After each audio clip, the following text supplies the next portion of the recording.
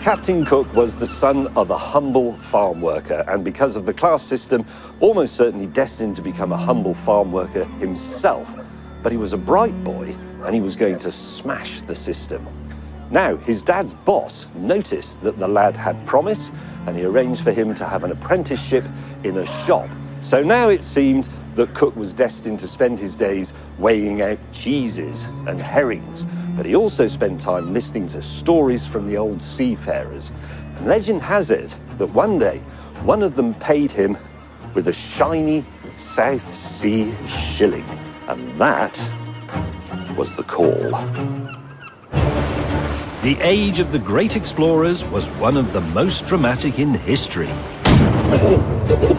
When men risked their lives, Cast off and set sail. Whoa. Take up on the peak. to seek new lands. We're somewhere north of the dog's arse. Where's the camera gone? Hello. They crossed thousands of miles of treacherous ocean. They built floating fortresses. They mapped the stars. They developed whole new branches of science. Yeah, absolute pish. But were these explorers really heroes or just a bunch of chancers? It's a miracle he found anything at all, really, and completely made up. Man was a charlatan. And is their legacy one of triumph or destruction? Crikey. Now it's turning a little bit dark. I'm doing a bit of discovering of my own. Unbelievably terrible. Medieval sat-nav 2.0, a stick. Oh, has he just shat on my trousers? To learn how these explorers conquered the oceans. Look at that. I love it. Nobody panic yet. It's not just a map, it's a weapon. And changed the world forever. Gyro! Oh, gold! If you're in the Navy now, the French would definitely have got us.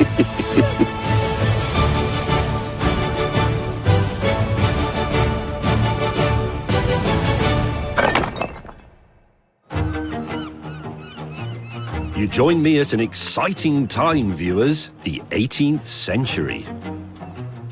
It was an age of wonder. The mysteries of science were being revealed. The Industrial Revolution was just around the corner. And into this knowledge-hungry world stepped a sailor of extraordinary abilities. His voyages would bring massive advancements in geography, navigation, biology, medicine. He would chart the final unknown third of the globe, and he was also the last great explorer of the age of sail. He was Captain James Cook. Today, he divides opinion, and in some parts of the world, he's known as Captain Crook.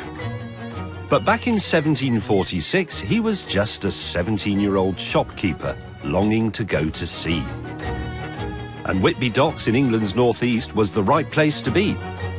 Cook wangled himself an apprenticeship on the coal ships and moved into the attic of a local ship owner, where he stayed up late each night poring over his books. Now, in Cook's time, Whitby was a sort of a mariner's university town, or it was referred to at the time as the nursery of the sea. And considering how young these apprentices would have been, they did some remarkable homework. Being a sailor wasn't all hauling ropes and guzzling rum. You had to be an A+ student. It's full of very complicated geometry, mathematical calculations about sailing and direction. It's incredible. And then right at the back, when all else has failed, geometry, astronomy, there is a psalm for you to sing, Psalm 28. O Lord, my rock, to thee I cry, in sighs consume my breath. O answer, or I shall become like those that sleep in death.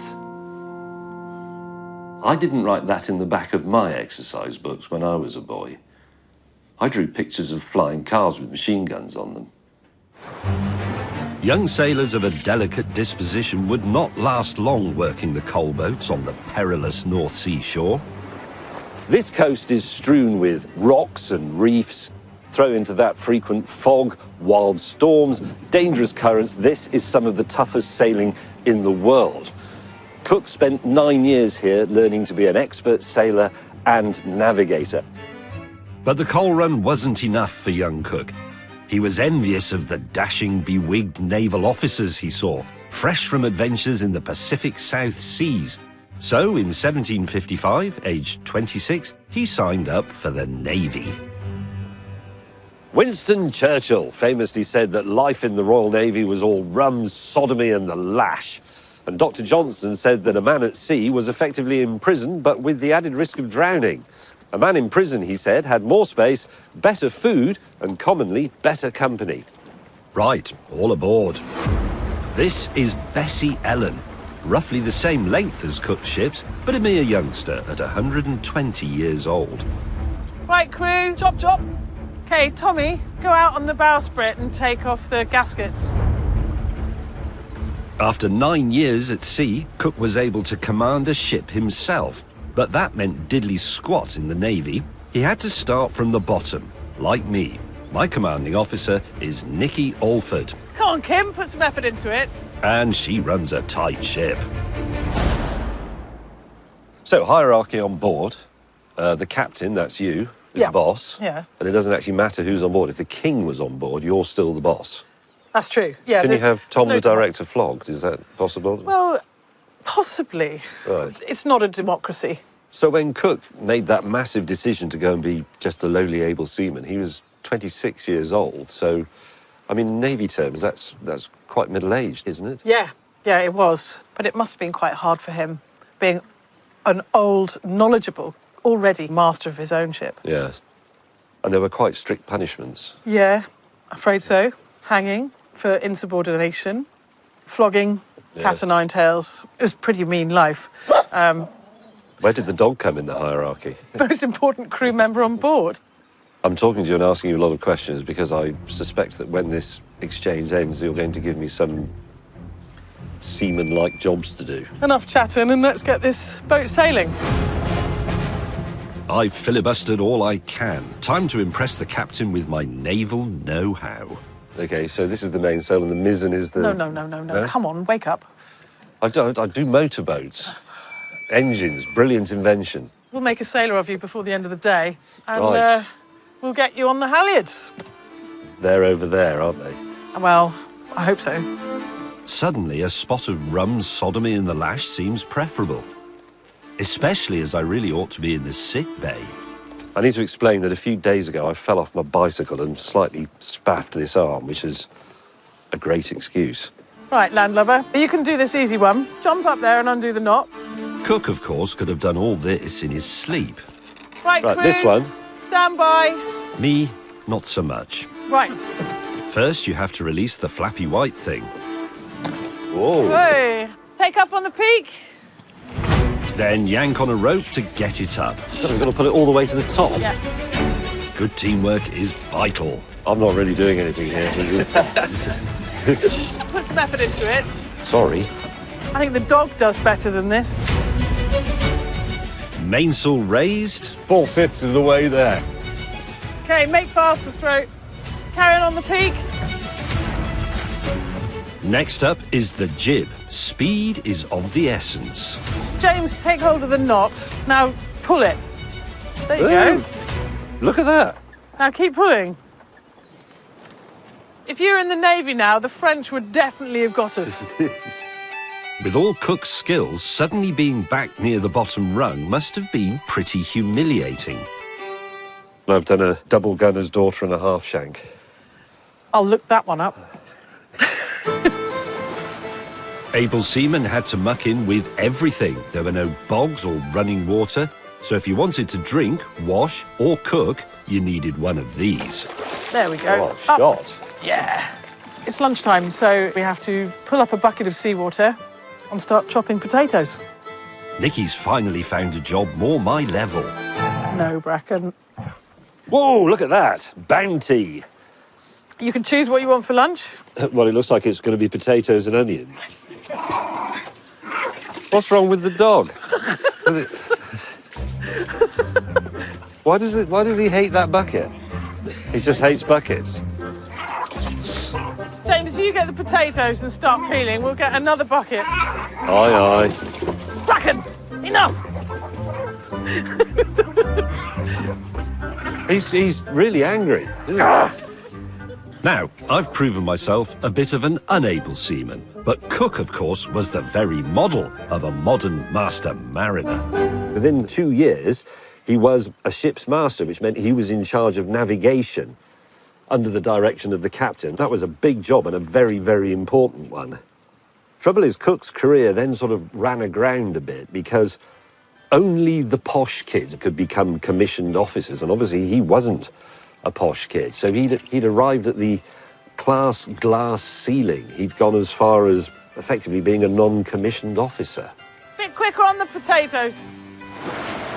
But you can't keep a good swap down. Cook was destined for far greater things. No. Bucket.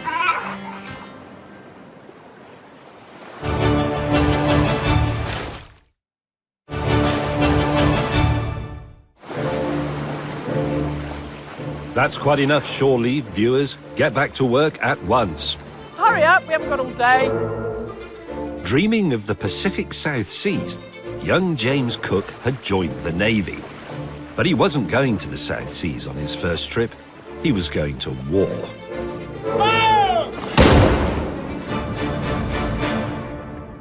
Now, you join me below decks with some charts, and the year is 1759. Britain is having a massive scrap with France over Canada, and the French held Quebec, and the British wanted a mountain assault, but doing it was proving extremely difficult. The Brits were desperate for a sneaky way to attack Quebec and take Canada, and Cook was about to find them one, using his superpower, geometry. Cook went off and charted all this. He charted all the elevations, he did depth sounding, all this stuff to produce really a fantastically, magnificently accurate chart. Using Cook's chart, the British ships sailed all the way upriver past Quebec. The soldiers mounted a sneak attack, and the French, quelle surprise, surrendered. So this chart that he produced, it's not really just a map, it's a weapon. And it made Cook famous. His name became a buzzword in London.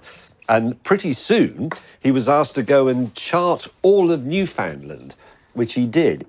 And remarkably, here, on this acetate sheet, I have a modern map of Newfoundland. Now, that's been established with satellites, sat-nav, geo-positioning, all that sort of stuff. If I lay the modern one over Cook's work, it is astonishingly accurate. This actually isn't a chart. This is a love poem in geometry. Pretty bloody good. Cook's charts were so accurate they were in use for a further 200 years. And we'll see later on just how he did it. Cook was granted the title of King's Surveyor. That was the highest office of surveyor you could attain unless you were going to become God's surveyor. But his greatest adventures still lay before him because a third of the globe still needed to be charted. Sorry, I'm absolutely ruddered on rum. At the other end of the social spectrum, meanwhile, was another young science bod looking to make his name. This is the Chelsea Physic Garden, where a young man called Joseph Banks came to study botany. Now, he wasn't a typical student. He was a very wealthy playboy, roustabout type who'd inherited a fortune from his father. But he was very passionate about his subject, he was very meticulous, and he bloody loved a pot plant. Banks saw thrilling new plants from all around the world turning up here at Chelsea. And he decided to make a name for himself by going and finding some of his own. So what he did, since he was well minted, was to buy his way into an expedition that had been organised by the Admiralty and the Royal Society to the Pacific. He contributed £10,000, about £1.5 million in today's money. Now, other young men at the time were embarking on the accepted Grand Tour of Europe, but Banks said that this was for blockheads. My Grand Tour, he said, will be of the world. The official purpose of this voyage was to travel to the South Pacific island of Tahiti and study a rare astronomical event, Venus passing in front of the Sun. But there was a second top-secret mission. The bigwigs at the Admiralty had much grander plans that would only be revealed later on. Plans that would need a captain who was especially talented at charting. Cook was finally going to the South Seas. Now, what vessel would he be taking on this historic voyage? A sleek merchantman, perhaps? A 24-gun naval frigate?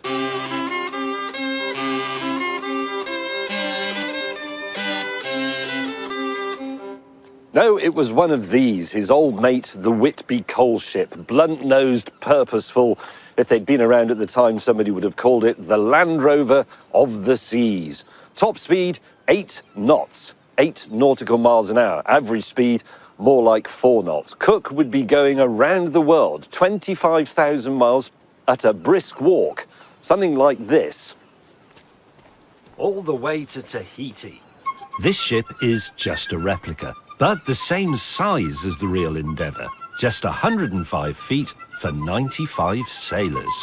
The great thing about using a coal ship is that if you're not required to carry the coal, there is a great deal of space on board for stuff. And they brought a lot of stuff. Permission to come aboard, skipper. Thank you. By the way, if you're still running, Endeavour didn't have a door in the side like this. You'd have to go, you know, this is not accurate. Nor is this cafe bit. Keep moving, 4 knots. Up here, aft, below the poop deck. That's better, except it looks far too tidy. Banks brought along tons of books, hooks, nets, hunting equipment, big barrels of preserving fluids, salts, waxes, everything you need for all that botanical guff. And it said that the value of his kit was roughly twice that of the ship itself. Banks immediately demanded use of the captain's quarters for his sciencing. Cook told him they could share. But of course, Banks was a toff, and he'd also done a great deal to finance the whole expedition, so he couldn't really turn him down. Although I would have been tempted. Cooped up on a ship, tempers can easily fray. He already sounds like an irritating bastard, Joseph Banks. So Cook took it upon himself to make sure all his sailors were as happy and jolly as jolly sailor boys can be. Cook clearly cared about the welfare of his men. In the Royal Navy, the jolly sailor boys worked 4 hours on, 4 hours off. But Cook's crew enjoyed 4 hours on, 8 hours off. He insisted that they ate their greens, that they aired their bedding, that they washed themselves in lovely, fresh, salty seawater. And he was also very keen on vigorous exercise. And to make exercise more fun, he brought along some musicians and made the sailors dance the hornpipe.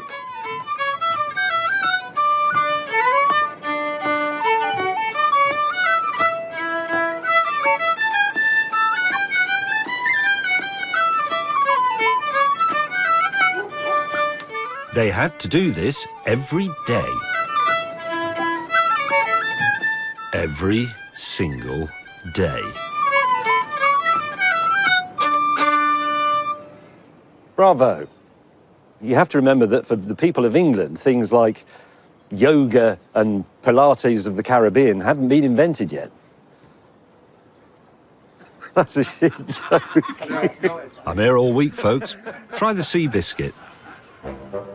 Ah, this is more like it. Even more vital to onboard morale than the incessant shrieking of Satan's own song was alcohol, and lots of it. Details of the amount of booze on board the Endeavour are unsurprisingly a bit vague. And I say unsurprisingly because, as you'll see in a moment, everybody on board was absolutely gangplanked. For the men, there was a ration of half a pint of rum twice a day, once at noon, once at 6 p.m. They could instead, or maybe as well as, have 8 pints of beer. And if you were a ossifer, you could have 1.5 pints of red wine. And that's just a normal day. On special occasions, they got completely barnacled. The very polite Captain Cook says, "Yesterday being Christmas Day, the people were none of the soberest." Joseph Banks, on the same day, says, "All hands got abominably drunk. Wind, thank God, very moderate, or the Lord knows what would have become of us. And I sort of get it, to be honest, because if you woke up every day knowing you'd have to spend it with the same crew, you'd want to get pretty keel-hauled. By the way, I should explain that I've had a bit of an accident and fractured my wrist, but it's okay, because the nurse who set it for me did it in the beer drinking position. So, it only remains for me to say, ow, cheers, me hearties. Have you definitely cut? Yeah. Right, I'm going to have a few of these pints. Actually, I'm the officer. I'm having the wine. You lot can have the beer and the rum. So, science stuff, check. Hornpiper, check. Enough alcohol to drown a hornpiper, check. Just one last thing. Cook, of course, was not yet a captain. He had to be hastily commissioned so that he could give orders. And give orders he did. The orders were to cast off and set sail. 95 permanently sloshed sailors did that, and the Endeavour would be their home for the next 3 years. Dear God. At an average of 4 knots, they bimbled their way to Rio in Brazil for some repairs, saw their first penguins off the Falklands, and rounded Cape Horn into the mysterious Pacific Ocean. Finally, in 1769, after 8 months at sea, the Endeavour reached Tahiti. The Paradise Beaches were a dream come true for the sailors, not least because they'd heard rumours from a previous voyage that it was full of beautiful women who would offer sex for the price of a single iron nail. Cook was very worried about his sailors spreading sexually transmitted diseases, and he gave them all a stern talking to, like that rather awkward one you got from a teacher at sixth form college. There was another problem as well. The last ship to arrive, HMS Dolphin, had quite literally started falling apart because the sailors had nicked so many of these. Cook's little talk didn't work. Some of the sailors seemed to think they were on a particularly thuggish stag do. The Tahitian people remained friendly, but there was another friction point. The ship's tools and equipment kept going missing. Even Cook himself had a pair of his socks stolen from under his head while he was having a crafty kip on the beach. But to the people of Tahiti, European ideas about possession and ownership were completely meaningless. But to try and get his stuff back, Cook did things like held canoes to ransom. But unfortunately, the Marines were rather less patient than him. And when a musket was taken, they immediately shot the perpetrator dead. And that set a rather unfortunate pattern of things to come on Cook's voyages. Cook got down to business, building a mini observatory to study the transit of Venus.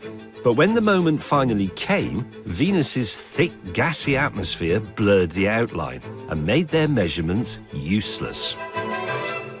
The mission had been a complete failure, but it didn't actually matter because all that stuff about Venus was a load of old bollocks. It was just a cover story, really. It was time to reveal the real mission, top secret orders from the Admiralty. There is reason to imagine that a continent or land of great extent may be found to the southward. You are hereby required and directed to put to sea to make discovery of that continent. The hunt was on.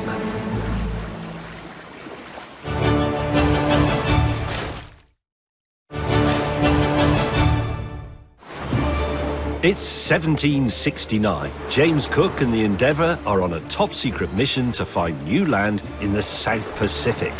And it's that way, roughly. All the nations of Europe believed there was a vast undiscovered continent in the southern hemisphere, and whoever got there first would be rich and powerful beyond imagination. 100 years before, Dutch explorer Abel Tasman had spotted the tip of a promising landmass, but no European had ever set foot there. Cook was about to discover New Zealand, to the surprise of everyone already living there. For the scientists on board, this new land was a dream come true. Cook studied the landscape and banked the miraculous flora and fauna. And, of course, they met the people. Cook was very obviously the first European to meet the Maori people and the first person to see a haka, which probably scared the crap out of him. And it gets a bit worse from there on, because when Cook's men went ashore, they were approached by a local leader called Te Maro, and one of the sailors got into a bit of a panic and shot him dead. And then another Maori was apparently reaching for his weapon, so the ship's surgeon also had a bit of a panic and shot him dead. A bit of a pattern was emerging now, namely panicking and shooting people dead.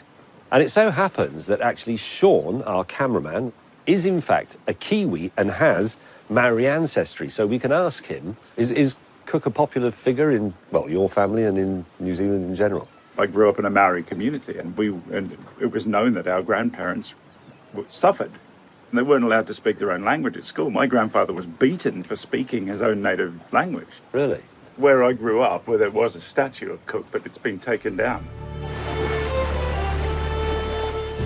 6 months on, Cook set sail again, following his nose to the east coast of Australia, another first for any European. Banks was in his element. He saw his first dingo, lorikeet, and mud skipper, and found so much botany that they named a bay after it. The indigenous Australians, probably quite wisely, mostly avoided the strangers on their shores. But for the Europeans, this voyage would go down in history as one of the most remarkable ever made. As long as nothing terrible happened. One night, the Endeavour was sailing serenely along just off the northern coast of Australia. Captain Cook was sound asleep in his bunk. Suddenly, the ship came to a juddering halt. Men were thrown from their hammocks. There was absolute chaos. They had hit the Great Barrier Reef and become stuck. The hull was ripped to pieces on the sharp coral, but the crew managed to wrap a sail under it to slow the water coming in and make it to shore, where they would undertake the most important repairs of their lives. Most expeditions went with multiple ships, but Endeavour was by herself. So if anything went wrong, the crew faced a stark choice: mend it or perish. Don't know about you, but I'd choose mend it, especially as it involves two of my favourite things: wood and tools.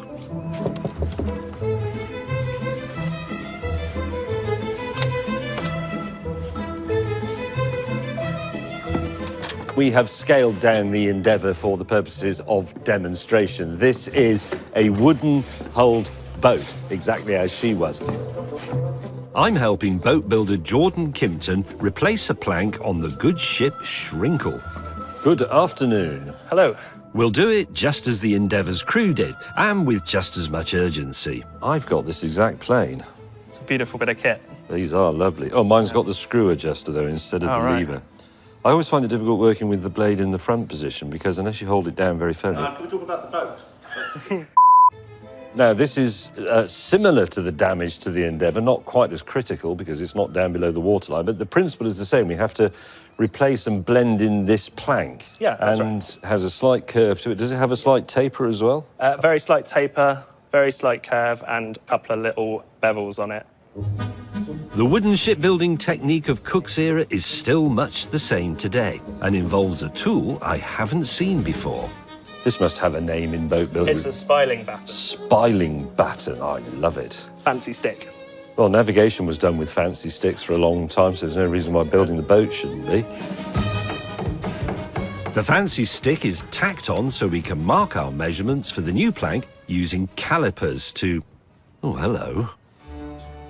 They're rather nice, aren't they? Lovely. If you go back, well, only 50 years, the country was full of tools like this. I mean, sorry, anyway, I was slightly sidetracked there. You carry on, sir. The Endeavour's crew had to replace 7 planks that had been ripped through by the sharp coral. You take dimensions from the top and the bottom of the gap and then mark the dimension on the spiling batten. A bit of a reminder of how fragile their floating world was. We now have to join those marks, a bit like a dot to dot, to form a curved line that'll be the guide for sawing, and then we can get it banged in. Yeah. After some fine adjustments... Is that a number 4 or a 4.5? It's a 4. ...comes an absolutely riveting bit. Right, about to do some riveting. Backing the nails with rows pulls the new plank in tight. That is lovely. In theory, Cook could replace every single part of the endeavour. We come up against the paradox of the ship of Theseus here, don't we? Because at what point is it no longer the original boat? It's the age-old conundrum. But, I mean, every cell in your body changes every 7 years. Are you the same person? No, I'm not. I think, but in spirit, this will always be the same boat, even if eventually you replace the whole thing. It will have a history of continuous use and development. Yeah. So it is still shrinkle. Right, if you're of an excitable disposition, cover your eyes. There's one final magnificent tool. We use a Japanese saw, which we can get nice and tight onto the transom. I should probably be explaining how Cook would have used iron nails rather than copper, as the corrosive effects of saline water on ferrous metals was only analysed by the Navy in the 1790s. But let's just watch instead.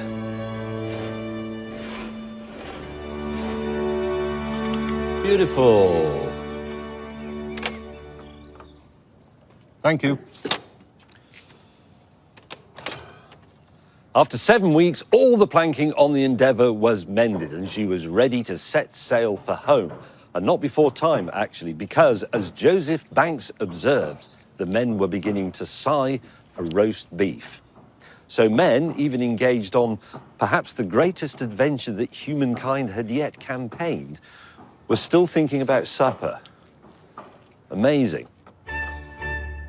The first voyage was something of a triumph. Cook had explored parts of the world totally unknown to Europeans, and he had charted them. We're going to talk about how Cook managed to map so much of the world. But basically, it's all about triangles. Now, I have here, you would call this a hand-bearing compass. A hand-bearing compass. Essentially, I'm going to take 3 points. Over there is the lighthouse. And if I sight the lighthouse first... Cook loved geometry so much that he divided the world up into angles. And I'm doing the same, taking a compass bearing to a landmark. And that is 035.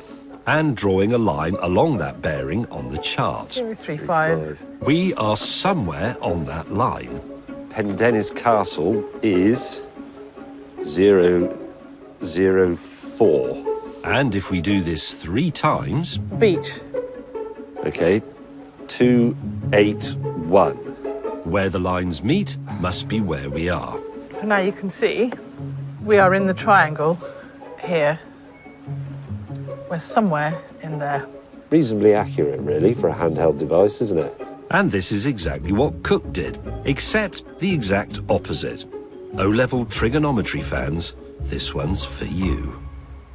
Now, Cook, of course, did not have this handy chart. He was drawing the chart, but the way he did it is similar to what we just did. It's all about triangles. Let's say there is a coastline here. We don't know the shape of it yet. We can't draw it. Cook's ship is here, and he picks, say, 3 points on the coastline over here. He then takes bearings like this, so he knows where they are relative to his ship, and he then sails his ship forward, so say a quarter of a nautical mile to here, and then he does those sightings again. He's building up a series of triangles that will tell him exactly where all those points are. And he does this time and time and time again on thousands and thousands of points along the coastline until he can eventually determine the shape of the coastline. It was very, very meticulous work. And Cook was a meticulous man.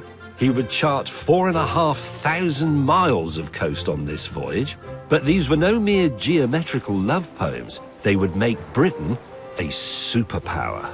So, what does this coloured piece of cloth on a stick actually mean? Well, let's consult Cook's rather verbose instructions again. Blah, blah, blah, blah, blah. You are, with the consent of the natives, to take possession of convenient situations in the country in the name of the King of Great Britain, or, if you find the country uninhabited, take possession for His Majesty by setting up proper marks and inscriptions. So what this is really is a land grab. It's an act by an empire hell-bent on world domination, and a warning to people like the Spanish and the French to bugger earth. But quite obviously, a lot of the places where this flag was planted weren't uninhabited, and the following years of various shootings and other mishaps suggest that the consent of the natives thing wasn't quite what we were expecting. In the following decades, more ships arrived, helped obviously by Cook's excellent charts, and they brought with them European disease, war, settlement, and the systematic destruction of whole civilizations.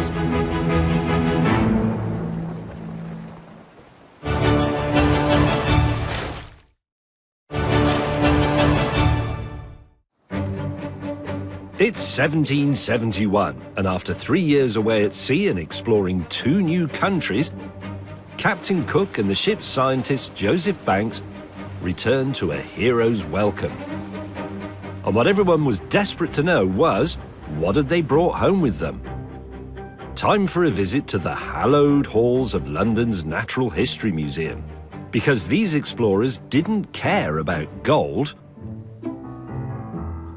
Their treasure was scientific knowledge, and it's kept in the museum's murky depths. I'm sure this one just moved.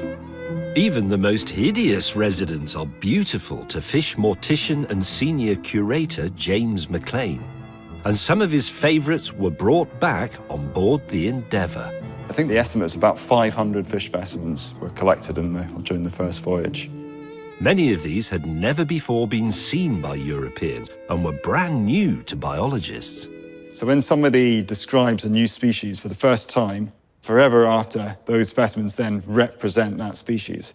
So these are all incredibly important for science. And some of them are very bizarre as well. So there's a really nice thing here which is called a boxfish. You're actually going to get it out? I'll be very gentle with it. Look at that. So, and it's got this like very hard box-like shell to it. And see if It's got a face like a dog. Joseph Banks touched that and thought, this is very hard, this box-like fish that we'll call a boxfish. He touched that, and now I'm touching it. That's really weird, isn't it? Possibly my favourite of all the things here are these. So these are called frogfish, and they have a lure on their forehead. Oh, yes. That there is its little fishing rod. It will attract some little fish over, and then they can sort of inflate their whole head, and then the fish just gets sucked in. God, if part of this falls off, I'll be just... We'll delete the footage if that happens. delete myself. Frogfish intact and safely stowed away, which is more than could be said for Banks's collecting methods. It can be very vague. This thing here, it just says islands of the Pacific Ocean. That's precise. I've read that the whole business of collecting on board was quite untidy because Cook and Banks shared a big cabin, but Banks would bring all his specimens and string them out to dry or dissect them on the map table. So the whole thing was just covered in slime, really. Well, I think there was just so much going on, and the sailors got very much involved with the collecting as well. So they'd be in the middle of something, and then some guy would run in, and I've just caught this. And, I mean, I've been on a collecting expedition myself, and it does get very excitable when the net comes in and everyone sort of gathers around. The liquid the fish were preserved in got the sailors quite excited too. They used to use something called spirits of wine, which was completely drinkable. I think on one of the voyages there was an issue with the rum running out. The preserving alcohol would suddenly be of great interest to the sailors. The best way to stop the sailors drinking it was to stick a load of dead fish in it. And those dead fish changed the course of science forever. When all these came back, the scientific community of Europe must have suddenly flocked to London to see all this stuff. This was a massive boost to our scientific esteem. Oh, absolutely. They laid the groundwork for so many of the things that followed, like the Beagle with Charles Darwin and the Challenger expedition. So our ideas about evolution and the origin of species are all linked into these yellow-topped jars that Cook and Banks had in their cabin and chucked in a big barrel of alcohol. Very much, yeah. And they still have a place at the cutting edge of science today. There are many, many, many uses for a dead fish in a jar. And some of them you just cannot predict. So recently somebody wanted a bit of shark skin so that they could design a tyre for use on the surface of Mars. So you just cannot tell what people are going to want to do with a dead fish. Now, delightful as our fishy friends are, they all look a bit drab. Preserving dulls the colours. Which is why art was an all-important part of science, and why ship scientist Banks brought an artist on the expedition to capture things in the moment. This is the work of Sidney Parkinson, artist to the expedition. This is actually the photography of the era, isn't it? Yes. And library collections manager Andrea Hart is giving me a peek at the negatives. Oh, cripes. While Banks was on shore collecting an astonishing 30,000 specimens, Parkinson was back on the ship with cramp in his drawing hand. They had very small cabins. There's reference in Banks's journal to, especially sometimes when there were particularly foul seas, that his pots would go leeward. And then also in Tahiti, it was very, very warm, so they were plagued by mosquitoes. There was reports of flies eating the paint before it could dry on the paper. More than 1,300 of Parkinson's artworks came back on the Endeavour, which is more than can be said for Parkinson. Tragically, Parkinson died 6 months before the voyage returned to England. What actually killed Parkinson? Dysentery. Oh, dear. But he did record all this stuff, which is a remarkable legacy. So, I mean, this advanced science and our understanding of a completely new world, and to do all that before you shit yourself to death is quite an achievement. Just before his final visit to the Kazi, Parkinson also painted Sean's family album. This is literally recounting the discovery of my tribe. This is where my guys are from. Really? Yeah, it's actually quite a cool moment. Sorry, I'm just going to bathe in it for a second. Once we get our cameraman back, we can film some of Parkinson's rather special last drawings.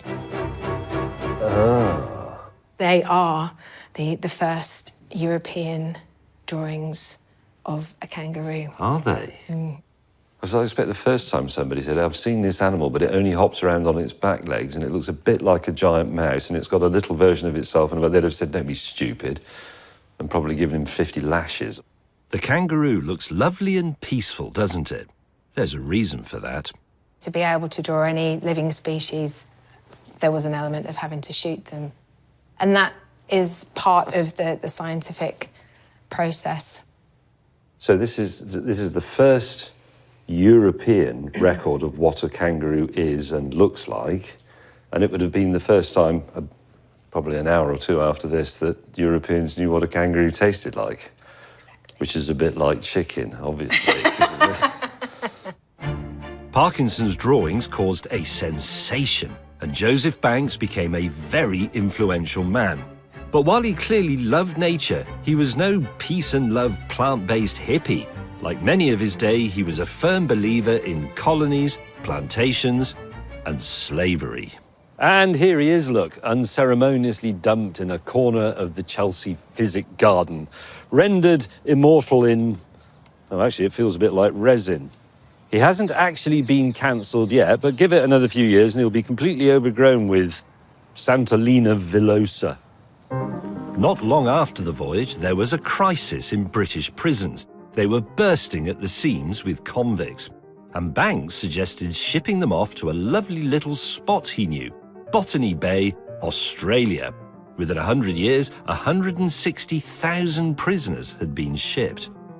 Britain would pave paradise and put up a penal colony. A whole new and obviously completely alien society emerged, and the Aboriginal Australians, who had lived there presumably untroubled for 60,000 years, found their land seized and their ancient culture just torn apart and cast aside. All that happened in just a century, 1 and a bit lifetimes. Cook's little voyage left quite a big wake. And that was only his first voyage.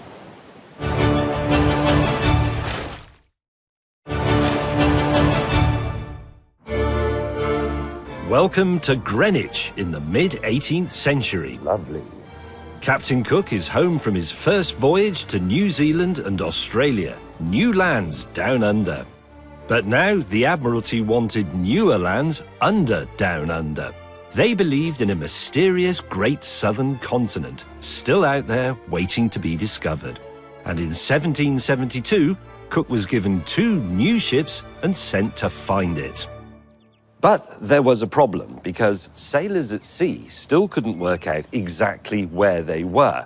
Latitude, how far south or north you are, that's not such an issue because it's a matter of observation. You can simply see how high the noonday sun is above the horizon. But longitude, how far east or west you were, that's altogether more difficult. And that was the great navigational challenge of the day. Until now, longitude was essentially an educated guess. It was an age-old problem, and back in 1675, the Royal Greenwich Observatory was built just to try and solve it. This is the prime meridian. It is, if you like, longitude ground zero. This is the line from which all other lines of longitude, east and west, are measured and established. It's here because the British invented time. It's ours. Right, viewers, strap in for science.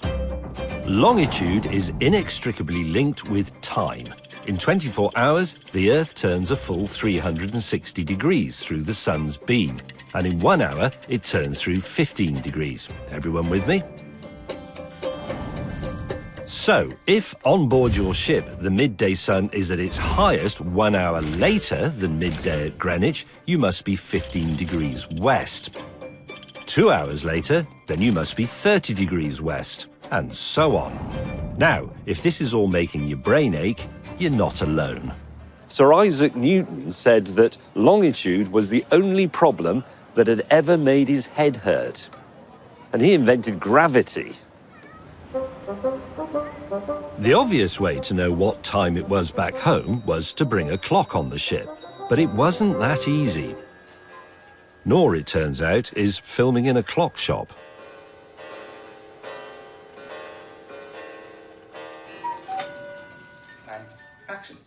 The problem was that pendulum clocks like this one wouldn't work at sea because if you're at sea, you get swell. Pendulum's stopped. Beat of the clock becomes irregular. That isn't going to work. But then, of course, you have this sort of mechanism. But all of these intricate parts would be subject to extremes of heat and cold at sea. They would expand, they would contract, moisture would get in, salt would form crystals, bung up the mechanism and cause the steel parts like these shafts and arbors to corrode. And a slow clock would mean a major cock-up for Cook. Your ship's clock only had to be a couple of minutes out for you to miss an entire island. And then no run for you, lost at sea, just because your clock's wrong. Clocks were not the answer. The longitude problem drove men mad.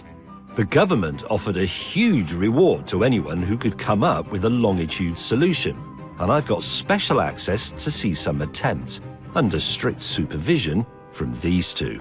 I'm now privileged to be in a very special place, the top secret storeroom of the Royal Museums, Greenwich. This is the place where they hide the bits of maritime history they don't want you to know about.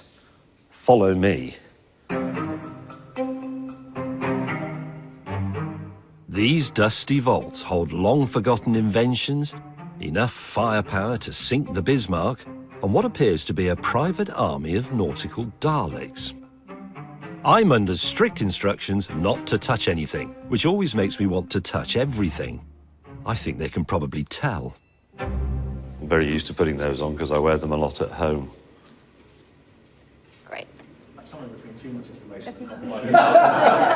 In the workshop. Come on. This is Louise, who is senior curator of the Royal Observatory and therefore a curator of time itself. Time Lord Louise is showing me the leading longitude contenders.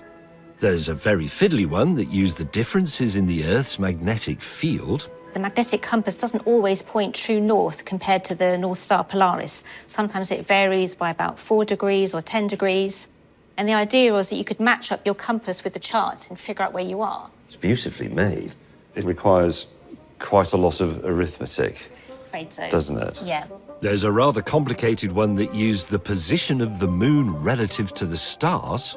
What they used to do is send out data from the observatory to a whole network of mathematicians known as human computers.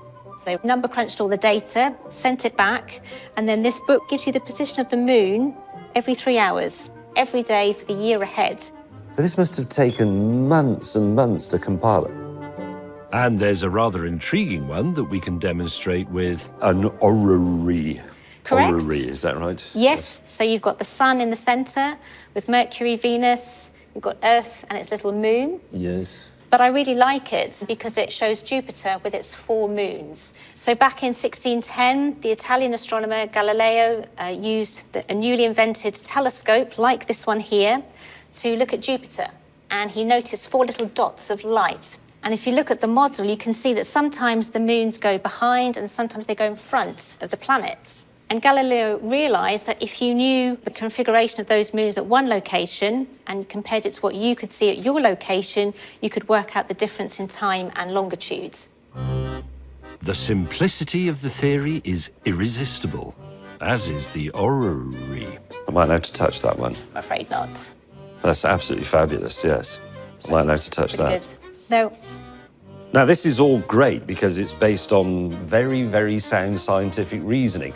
But once you take it to sea, you come face to face with what is sometimes called, in scientific circles, the crapness of reality.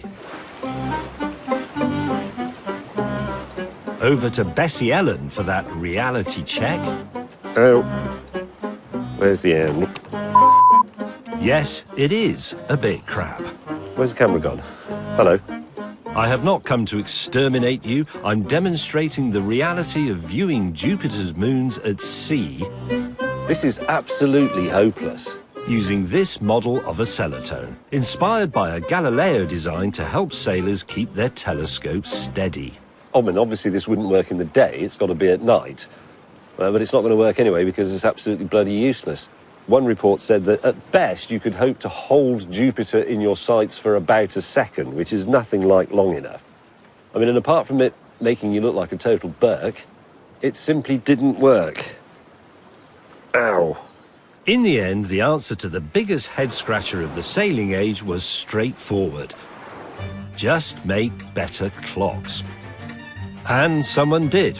A genius carpenter called John Harrison replaced the pendulum with swinging balances, anti-friction bearings, and the grasshopper escapement. And I think he deserves a four.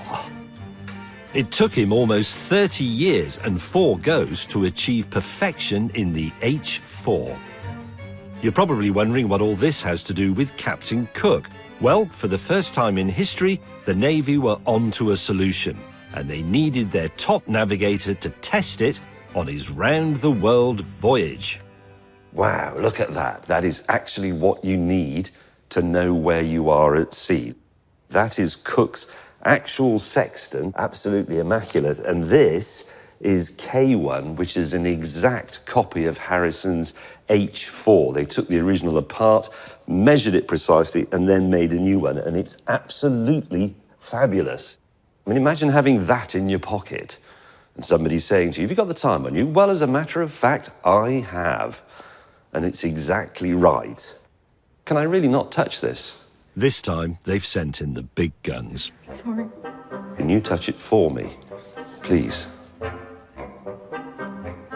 This is fantastic. I'd never thought I'd arrive at a time in my life when I had someone to touch things on my behalf. Let me look at the back. Oh, yes. Can you open it? No, I'm afraid not. Go on. Well, thank you for touching it for me. It's appreciated. After hundreds or thousands of years of people being lost at sea and perishing horribly and being consumed by monsters and all the rest of it, you just need that elaborate school metalwork project and the world's most valuable clock. That's it. Job done. And there's one final Cook treasure that I can't touch. This is Cook's actual logbook. Look at his writing. It's so neat. And this was written on a ship, remember, pitching about. And his most famous quote is on this page. Here it is, look. I had ambition not only to go further than anyone had been before, but as far as it is possible for man to go. Another captain later on put it a little more succinctly, to boldly go where no man has gone before. And on Cook's second voyage, he would do just that.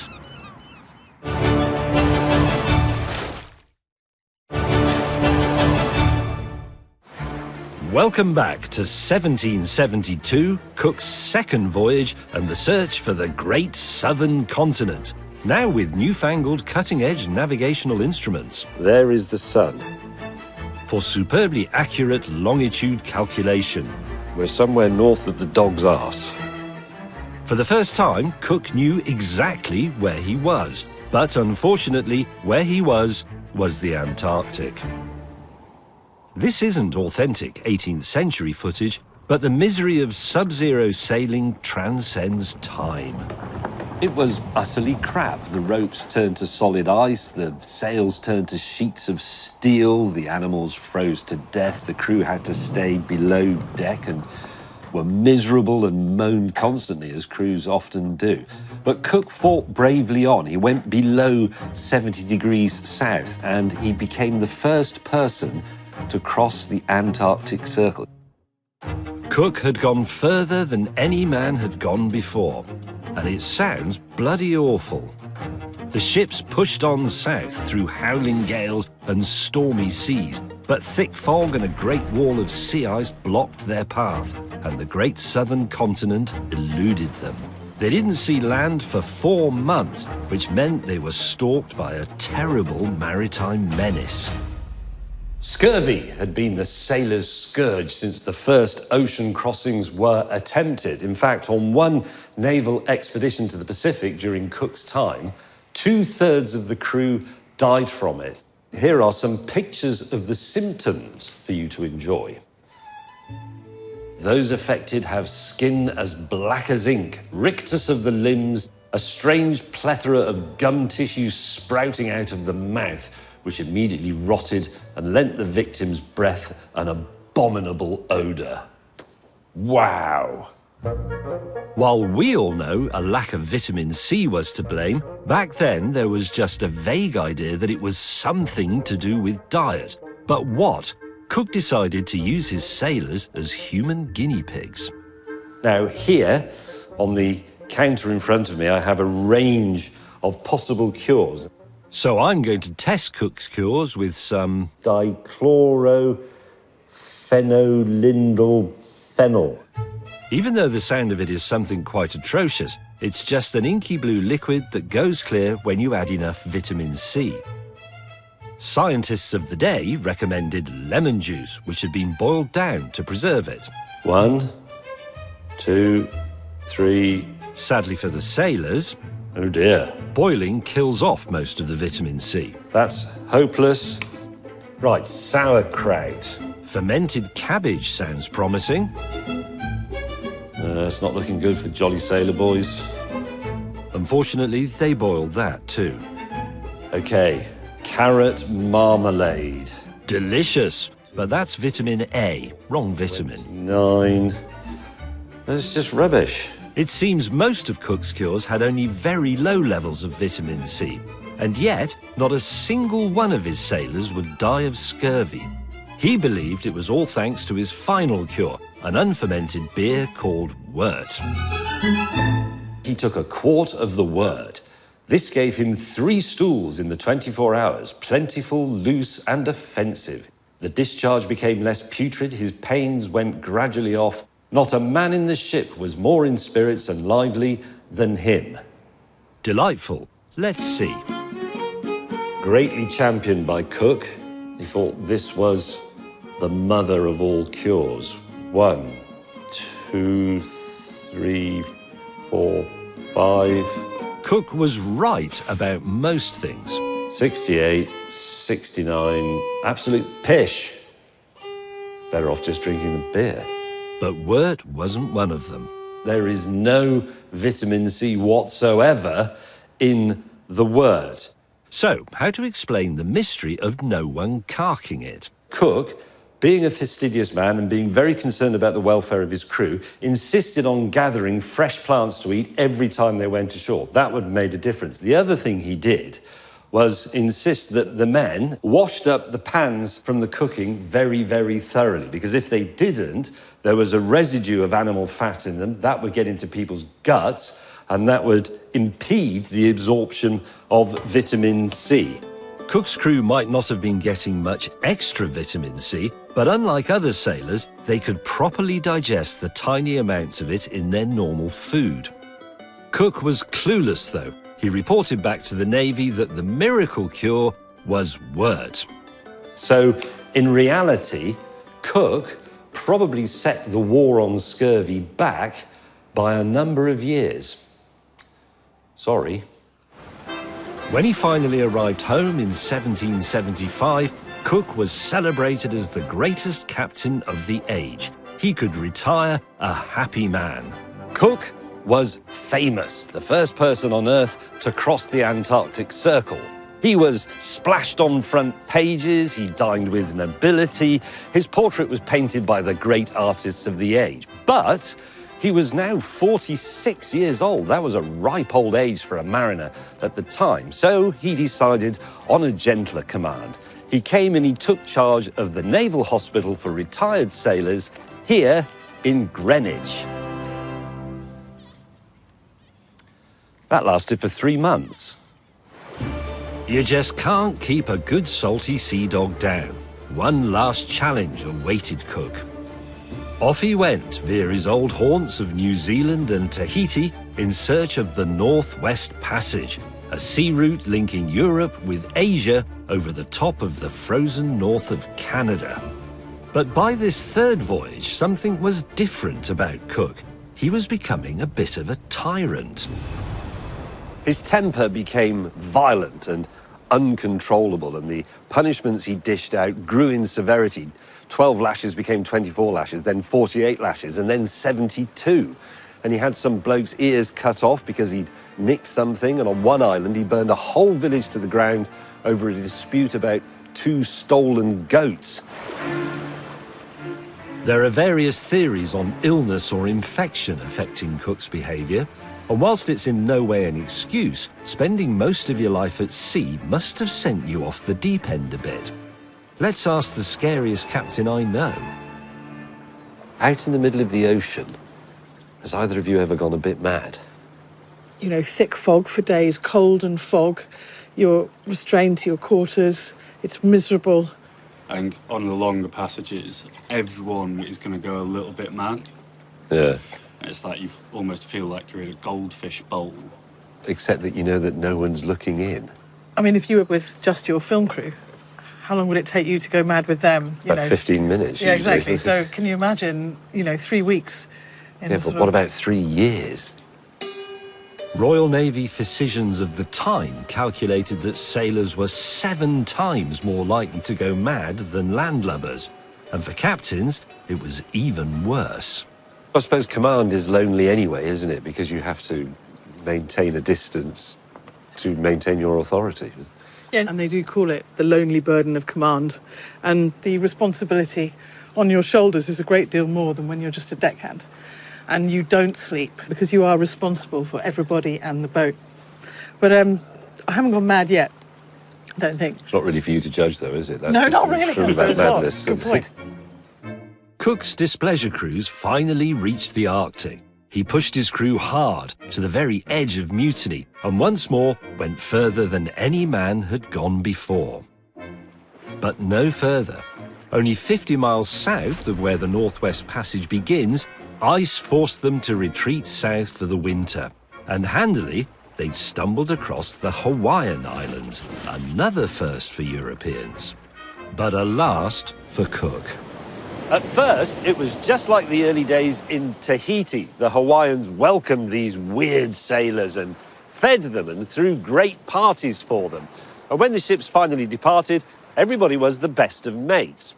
But then a mast broke and the ships had to return. And this time the reception was not quite so friendly. And soon all the old tensions started to emerge. One of Cook's rowing boats disappeared. And in one of his increasingly violent and unreasonable rages, he set off with a party to a local village to try and kidnap the king. There was panicking and there was shooting. Blades were brandished, bullets were fired, and 4 Marines and dozens of Hawaiians were killed. Cook was stabbed to death and his body burned. Cook's powdered wig would never be found. How to sum up a man of so many contradictions? A son of a farmer who rose to the greatest heights of celebrity? A conscientious captain on whose watch terrible things happened? A symbol of national pride or of the evils of empire? Captain James Cook is a British legend. Here is his statue looking out over Whitby, where he learned so much of his craft. Elsewhere in the world, in Australia and New Zealand and some of the islands where he landed, he's sometimes referred to as Captain Crook, and many of his statues have been pulled down for all the usual reasons. But hang on a minute. It has been said that we should live in the present for the sake of progress, but with an eye to the future for the sake of humanity. And I think that's how Captain Cook lived and worked. I mean, he enormously advanced the sciences of navigation, map making, surveying, even crew welfare. But at the same time, his diary is riddled with self-doubt about what he's doing and the effect it might have on people. In truth, I don't think Cook was interested in wealth or power. He was a nerd. Look at his work, look at his journal, look at his books of navigation homework. Captain Cook's legacy is enormous. He completed our view of the world, and with it, perhaps, our view of ourselves. Right, let's explore fish and chips.